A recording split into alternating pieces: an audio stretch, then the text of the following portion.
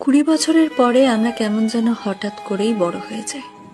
হাওয়ায় ভাসতে থাকা ফুরফুরে চঞ্চল জীবনটাই হঠাৎ যেন রেসপন্সিবিলিটি, কমিটমেন্ট, হার্ডওয়ার্ক এমন সব কঠিন কঠিন শব্দগুলো লাগাম লাগিয়ে দেয়।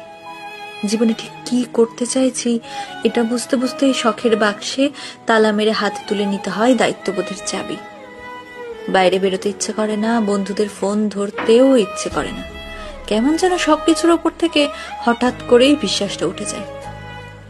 সব সময় শান্তি খোঁজার এক আপ্রাণ চেষ্টা চলে মনে।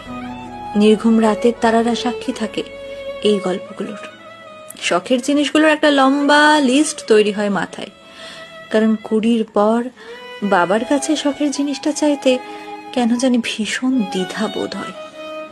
ইঁদুর দৌড়ের এই খেলায় নিজেকে টিকিয়ে রাখার যুদ্ধে হাঁপিয়ে ওঠে মন। ছোটবেলায় বড় হতে চাইতাম, এখন বড় হয়ে গিয়েও